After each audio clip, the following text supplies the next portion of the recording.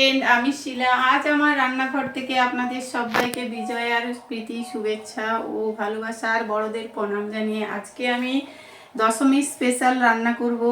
আপনারা পুরো ভিডিও দেখতে থাকুন আর প্লিজ প্লিজ লাইক সাবস্ক্রাইব করুন আর একটু কমেন্ট করুন যাতে আপনাদের ভালোবাসা নিয়ে এগিয়ে যেতে পারি। আজ বিজয়ায় আপনাদের কাছে অনুরোধ থাকলো, প্লিজ প্লিজ আমার চ্যানেলটাকে লাইক সাবস্ক্রাইব করুন। আমাদের বাড়িতে দুরকম মাংস রান্না হবে। একটা হচ্ছে গ্রামের দেশি খাসির মাংস, একদম দেখুন চর্বিটা দেখেই বোঝা যায় যে একদম গ্রামের লোকাল খাসি। তা দিয়ে হবে একদম বড় বড় আলু দিয়ে গ্রামের মটন কারির ঝোল। আর চিকেনও এনেছি, চিকেনের দই চিকেন বানাবো খাওয়ার জন্য। দশমী মেনে খাওয়া দাওয়া এই নিয়েই আমার।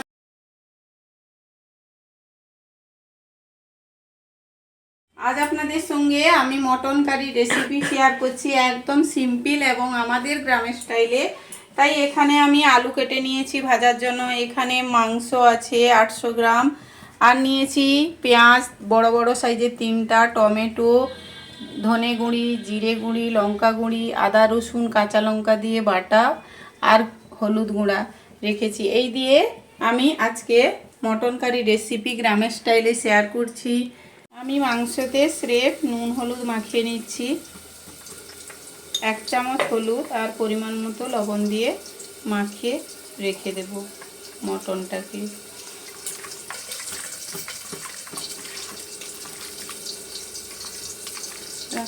আলুটা ভেজে নেব, তার জন্য কড়াইতে তেল বসিয়ে হলুদ দিয়ে দিলাম। হলুদ দিয়ে হাই আঁচে আমি আলুগুলো ভেজে নেব। ওপর থেকে একটু লবণ ছড়িয়ে দিলাম আর হাই আঁচে আলুটা উপরটা লাল করে ভেজে নেব।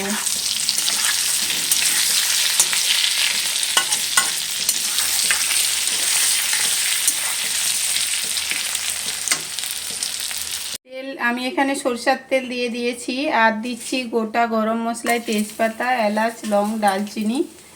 ভালো করে ফুটে গেলে এখানে বড় সাইজের 3টা পেঁয়াজ কুচিয়ে রেখেছিলাম, ওটা দিয়ে দিলাম। যেহেতু মটন সেই জন্য পেঁয়াজের পরিমাণটা একটু বেশি লাগে। পেঁয়াজটা দিয়ে একটু লবণ দিয়ে দিচ্ছি যাতে পেঁয়াজটা তাড়াতাড়ি ভেজে যায়। বন্ধ করতে লাল লাল করে ভেজে নিয়েছি। এখন আদা রসুন কাঁচা লঙ্কা বাটাটা দিয়ে ভালো করে কষিয়ে নেব। পেঁয়াজটা ভেজে নিয়ে আদা রসুন একসঙ্গে বাটা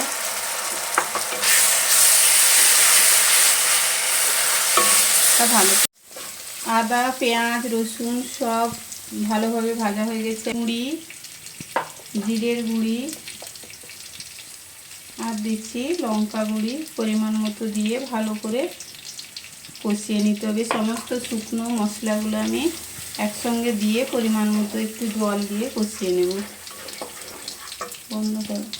দেখুন আর মশলাটা সুন্দর সেন্ট বেরিয়ে গেছে। এখন আমি মটনটা লবণ হলুদ মাখিয়ে রেখেছিলাম ওটা দিয়ে দিচ্ছি। চর্বিটা আমি পরে দেব, তার জন্য আলাদা করে রেখে দিয়েছি। দিয়ে ভালো করে একটু কষিয়ে নেব।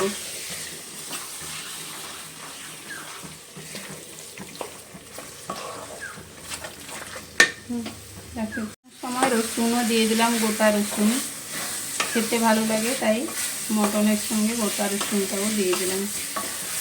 দিয়ে এখন মশলাটা ভালো করে কষিয়ে নেব। মাংসটা 50%-এর বেশি সেদ্ধ হয়ে গেছে। দেখুন কাঁচা থেকে একদম ছেড়ে এসছে, 50% সেদ্ধ হয়ে গেছে। এখন আমি কুচিয়ে রাখা টমেটো 2টো দিয়ে দিলাম, দিয়ে ঢাকা দিয়ে পুরো জলটা শুকিয়ে নেব। এখন ভেজে রাখা আলুটাও দিয়ে দিলাম, দিয়ে পুরো জলটা আমি শুকনো করে নেব আর বাকি আলুটা সেদ্ধ হয়ে যাবে।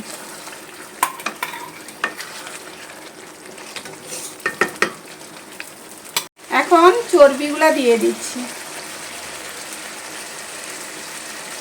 একদম মাংসের যে জল ছেড়েছিল ওই জলটা আমি পুরো শুকিয়ে নিয়েছি। দেখুন এখন উষুম গরম ভালো করে কষানো হয়ে গেলে এখন একটা কুকারে সিটি লাগিয়ে নিব। আমার মেয়ে বলছে তাই আমি সব সময় কড়াইতেই কষিয়ে নিই, ভালো হয়, কিন্তু আজ একটু দশমীতে স্পেশাল খাওয়ার জন্য কুকারে একটা সিটি লাগিয়ে নেব।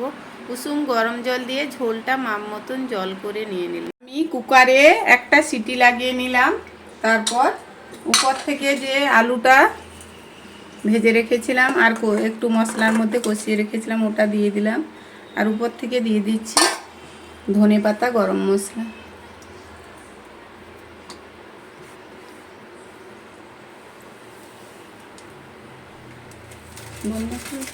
গরম মশলাটা ছড়িয়ে দিলাম, দিয়ে 2 মিনিট ঢাকা দিয়ে রেখে দেব,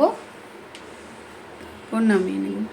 দশমী স্পেশাল লাঞ্চ থালিতে আছে ভাত, সালাদ, পেঁয়াজ লঙ্কা, আর হয়েছে কলমি শাকের ভাজা, আলু দিয়ে মটনের কারি একদম গ্রামের স্টাইলে, আর হয়েছে দই,